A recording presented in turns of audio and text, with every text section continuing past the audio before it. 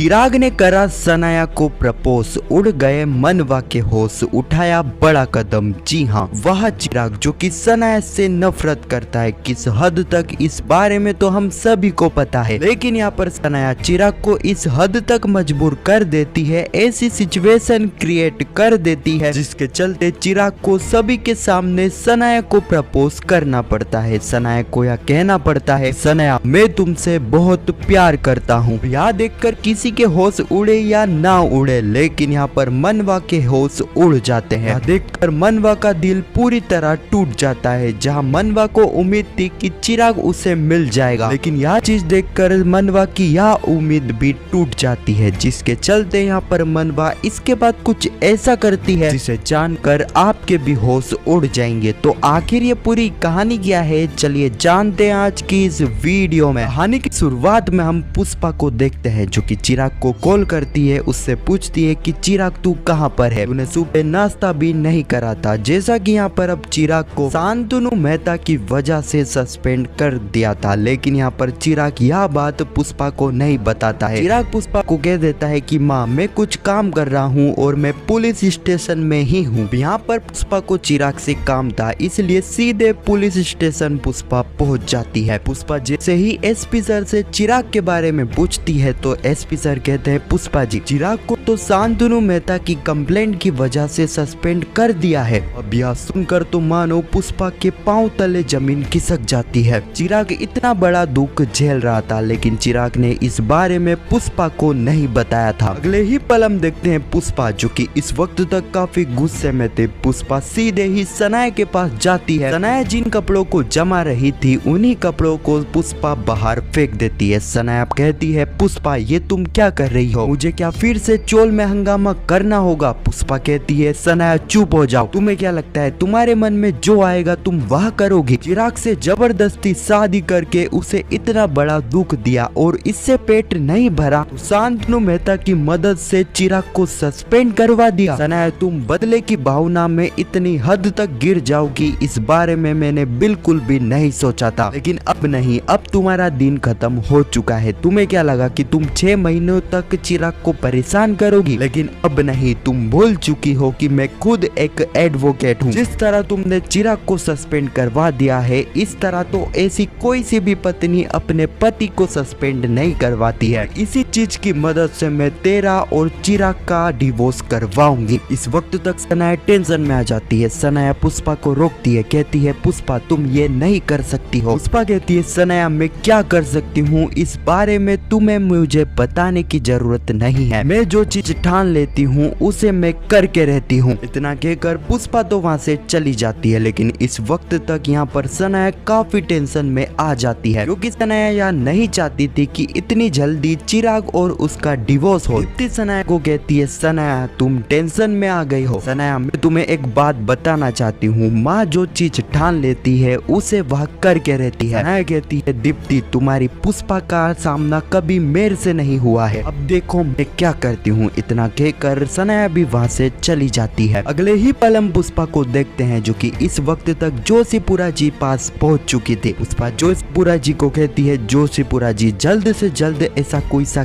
Case निकालिए जिसमें शादी के 6 महीने के पहले ही पति पत्नी का डिवोर्स हो गया। जोशीपुरा जी कहते हैं, पुष्पा जी आप सनाया और चिराग का डिवोर्स जल्दी करवाना चाहती हो क्या। पुष्पा कहती है, हाँ जोशीपुरा जी मुझे जल्द से जल्द सनाया से छुटकारा पाना है। मैं 6 महीनों तक सनाया को नहीं झेल पाऊंगी, इसलिए मुझे जल्द से जल्द उनका डिवोर्स करवाना है। जोशीपुरा जी कहते हैं, पुष्पा जी इनका डिवोर्स होना काफी मुश्किल है 6 महीनों के पहले, क्योंकि इनके केस में यह पता चल ही नहीं रहा है कि आखिर विक्टिम कौन है। कि पहले गुस्से में आकर चिराग ने सनाया की मांग भरी और बाद में सनाया ने चिराग के साथ शादी कर ली। ऐसे में पता चल ही नहीं रहा है कि सनाया चिराग में से विक्टिम कौन है, और उल्टा यहाँ पर सनाया सबको यह कहती फिर रही है कि वह इस शादी से खुश है। इसलिए पुष्पा जी हमें चिराग सनाया का डिवोर्स करवाना इतना आसान नहीं होने वाला है। अगले ही पल हम सनाया को देखते हैं जो कि इस वक्त तक पहुंच जाती है शांतनु मेहता के पास। सनाया कहती है, डैड आप मेरी जिंदगी में मुझसे बिना पूछे दखल कैसे दे सकते हो। डैड ये मेरी जिंदगी है, आपने चिराग को सस्पेंड क्यों करवाया। शांतनु मेहता कहता है, सनाया किस तरह उस चिराग ने सबके सामने तुम्हारी मांग भरी, तुम्हारा अपमान करा, क्या मैं उसे ऐसे ही छोड़ने देता? कदा ही नहीं। सनाया कहती है डैड, चिराग ने जो किया वह मेरे साथ किया, गलत उसने मेरे साथ करा, उसे सजा देने का हक भी मेरे पास है, इसलिए मुझे क्या करना है वह मैं तय करूंगी, आप नहीं। शांतनु मेहता कहते हैं सनाया ये तू क्या कह रही है, क्या बोल रही है? सनाया तू बदले की भावना में इतनी गिर चुकी है कि तुझे पता ही नहीं चल रहा है कि तू चिराग के साथ साथ अपने को भी सजा दे रही है। सनाया तेरे पास अभी भी मौका है, जल्द से जल्द इस नर्क से निकल जा, और रही बात चिराग को सजा देने की, उसे सस्पेंड तो मैंने करवा ही दिया है। सनाया कहती है नहीं डैड, चिराग के साथ मुझे कब तक रहना है, उसे मुझे कब तक सजा देनी है, 6 महीने तक, 6 साल तक, या मैं तय करूंगी। डैड आपको सिर्फ अपनी कंप्लेंट वापस ले लेनी है, चिराग का सस्पेंड लेटर रुकवा देना है। अगर डैड आप ऐसा नहीं करोगे तो आपकी इस गलती की वजह से इस चीज का फायदा उठाकर मेरा और चिराग का डिवोर्स करवा देगी, जो कि मैं नहीं चाहती हूँ। डैड अगर आपने चिराग की कंप्लेंट वापस नहीं ली तो मैं अपना मुंह आपको कभी भी नहीं बताऊंगी। इतना कहकर सनाया वहाँ से चली जाती है। अगले ही पल हम सनाया को देखते हैं जो कि पूरी तरह से रेडी हो जाती है। पूरी तरीके से तैयार होने के बाद सनाया यह चीज